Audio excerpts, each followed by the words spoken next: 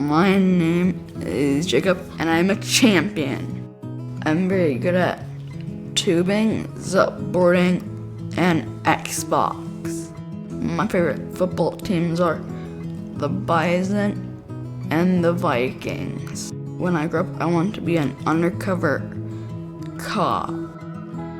Jacob has just this outgoing personality that draws people in. People are just drawn to him. He has these big brown eyes and just this personality that adults, kids, they all just kind of want to hang out with him because he's just kind of a neat kid to hang out with. He certainly has had problems and difficulties in life, but he seems to persevere through all that and it doesn't get him down. And he just kind of rolls with the punches. So Jacob was born on a Friday evening via kind of a semi-planned cesarean section. He did end up going to the NICU. And going to see Jacob the day after he was born, the nurse kind of commented that she noticed some blinking of his eyes. She kind of questioned a seizure. The nurse at the time had ordered a scan, and that scan reaffirmed what she felt was happening, and that triggered, say, MRI on his brain. And I was really eager to know what had come of it. So I talked to Dr. Nelson, and I was like, what do we got? And he said, you need to grab Mom. And I knew then that there was something pretty serious. So I grabbed Mom, and we went into that office, and he turned on the screen, and he showed that picture.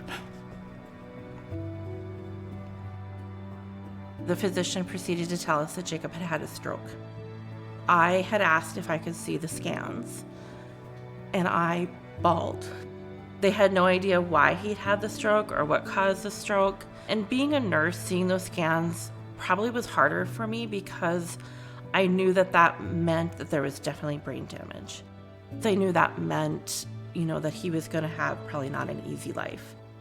Jacob suffered a stroke on the right side of his brain, which means his left side of his body was affected by that stroke.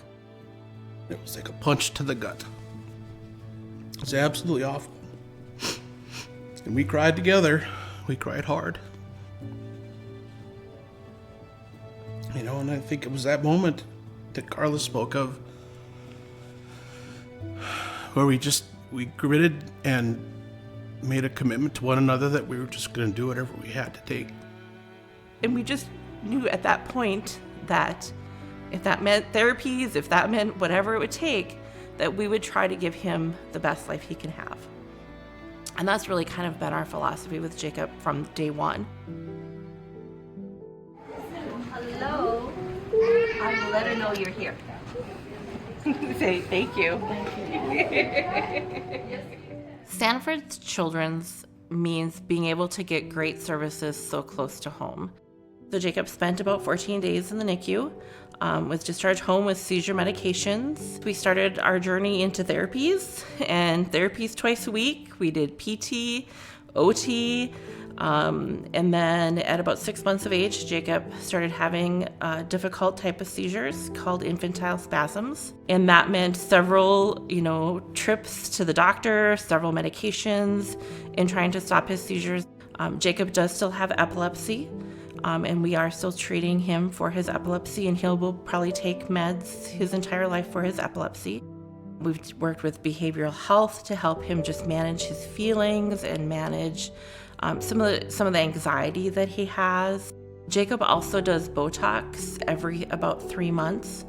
The Botox helps relax his muscles to help make it easier for him to move. One of the most challenging things that we have found in managing Jacob's needs is it's very time consuming. In his 12 years of life, has had over 1,300 encounters within the Sanford system alone. And so that means it's that therapy, 2 therapies every week. It's the doctor's appointments, it's the behavioral health appointments. And so it's very time consuming. Having a child with disabilities such as Jacob, has certainly affected our family dynamics in the fact that it does take a lot of time. We do have another son who's older, Marcus, and we have to make sure that Marcus is included in everything that we do and that our life just doesn't resolve around Jacob. Some of the best things about being Jacob's brother is that I get to be known as Jacob's brother. I help take care of Jacob by, like, if he ever needs help with opening something or carrying something. If there's ever something that he can do, I'll make him do it. I think that Jacob's condition has affected our family dynamic by, honestly, I think it has pulled us together. We share in his triumphs and we share in his not so great moments as well.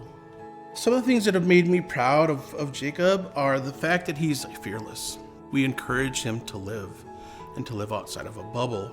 He's encouraging the most ruckus of anybody, right? Everybody else telling him to settle down, and he's like, crank it up. He's not afraid to try things. He's eager to try things.